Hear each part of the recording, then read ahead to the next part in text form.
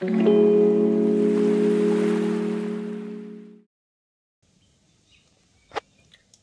বন্ধুরা, welcome to my channel অ্যাকোয়াপাইসিস। বহুদিন পরে ভিডিও বানাচ্ছি। কেন ভিডিও বানাচ্ছি সেটা এই ভিডিওতে আপনাদের সাথে শেয়ার করব। আশা করি আপনারা সবাই ভালো আছেন।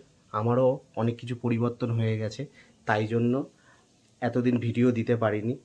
আপাতত আমি আগে দেখিয়ে নিই আমার কাছে মাছের কী সেট আপ রয়েছে। আমার কাছে বলতে গেলে কিছুই সেট আপ নেই, জাস্ট পুরনো অ্যাকোয়ারিয়ামগুলোকে বাছিয়ে রেখেছি। প্লাস অনেক কারণ রয়েছে, সেগুলো ভিডিওতে পরে বলবো। প্রথমত দেখিয়ে নিই, এখানে আমার একটা গাপ্পি ট্যাঙ্ক ছিল, আগের ভিডিওতে দেখেছিলেন। গাপ্পি ট্যাঙ্কটা আজকের কি অবস্থা হয়েছে দেখুন। এই যে সেই গাপ্পি ট্যাঙ্কের অবস্থা রয়েছে এইরকম।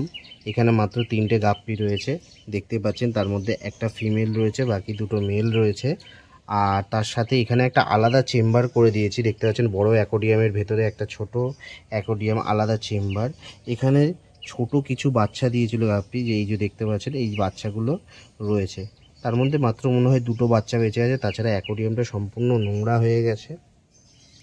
এখানে কিছু আমাদের গাছ রয়েছে, প্ল্যান্ট রয়েছে বাড়ির। তাছাড়া এই দেখতে পাচ্ছেন মানি প্ল্যান্ট, 2টো ছোট ছোট পাতা রয়েছে।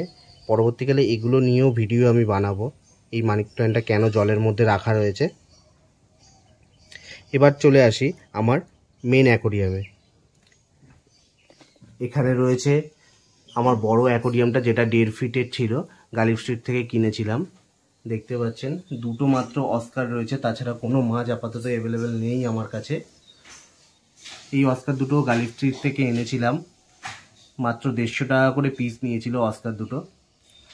আর ভিডিও বানানোর একটাই কারণ, হঠাৎ করে আমার এয়ার ফিল্টার পাম্পটা খারাপ হয়ে গেছে। তাই জন্য এখন স্পঞ্জ পাম্প দিয়ে কাজ চালাছিলাম। তার মধ্যে আজকে সকালে দেখলাম এই স্পঞ্জ পাম্পটা খারাপ হয়ে গেছে। নতুন পাম্প অর্ডার দিয়েছি, কি পাম্প অর্ডার দিয়েছি সেইগুলো আপনাদের সাথে ভিডিওর মাধ্যমে শেয়ার করব। এবার চলে যাই আমার বেটা ট্যাঙ্কে। একটা বেটা ফিশের ট্যাঙ্ক রয়েছে। এই ট্যাঙ্কটা আগেও আমি দেখিয়েছি, ছোট্ট একটা বোলের মধ্যে আমি মানিক প্ল্যান্ট দিয়ে সাজিয়ে রেখেছি। এই বেটা ফিশটার দাম বেশি নয়, মাত্র 50 টাকা, পাড়ার দোকান থেকে কেনা। এটা আমার দেখতে বেটা ফিশটা অনেক সুন্দর, সাথে একটা মানিক প্ল্যান্ট গাছ দেওয়া রয়েছে, দেখতেই পাচ্ছেন। আর এখানে রয়েছে কিছু মানিক প্ল্যান্ট, যেগুলো ছোট ছোট ডাল আবার বেরোচ্ছে। এইখানে একটা সাথে বেরোচ্ছে, এটাকেও সাথে রেখেছি। আর এই বেটা বক্সটা আশা করি মনে পড়ে, এই বেটা বক্সটাও কিনেছিলাম আমি গালিফ স্ট্রিট থেকে। এবার আসুন বলি, প্রথমত আমি আগে যেই বাড়িতে থাকতাম সেই বাড়ি চেঞ্জ করার পরে যখন আমি ট্যাঙ্কগুলোকে শিফট করেছিলাম, তার মধ্যে 2টো ট্যাঙ্ক ভেঙে গেছিলো। 1.5 ফিটের ট্যাঙ্কটাও ভেঙে গেছিলো, প্লাস হচ্ছে ছোটো ট্যাঙ্কটাও ভেঙে গেছিলো। এগুলো সব আমি রিপেয়ার করাই। এরপর আমার কাছে আরও একটা 2 ফিটের ট্যাঙ্ক ছিল, যেটা আগের ভিডিওতে আমি দেখিয়েছিলাম। সেই ট্যাঙ্কটাও আপাতত কিছু মাছ নেই, ওটা আলাদা করে রাখা রয়েছে। এছাড়া এখন মাছ আমি প্ল্যান আছে পরবর্তীকালে গালিফ স্ট্রিট গিয়ে ভিডিও কর, তার সাথে মাছের ছোট ছোট ইনফরমেশন ভিডিও শেয়ার করব আপনাদের সাথে। সাথে আদার্স কিছু প্ল্যান করছি, যেমন হচ্ছে কোনো শপ প্রমোশনের জন্য ফ্রি অফ কস্ট প্ল্যান করছি।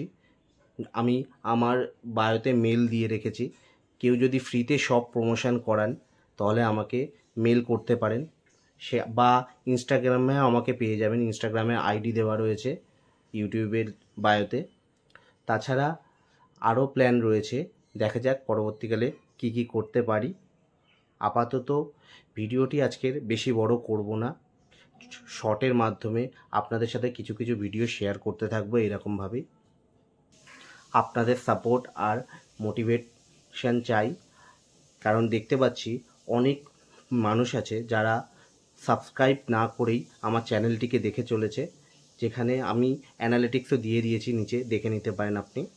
তার সাথে দেখতে পাচ্ছি আমার ওয়াচ টাইমও কমপ্লিট হচ্ছে না সেইভাবে।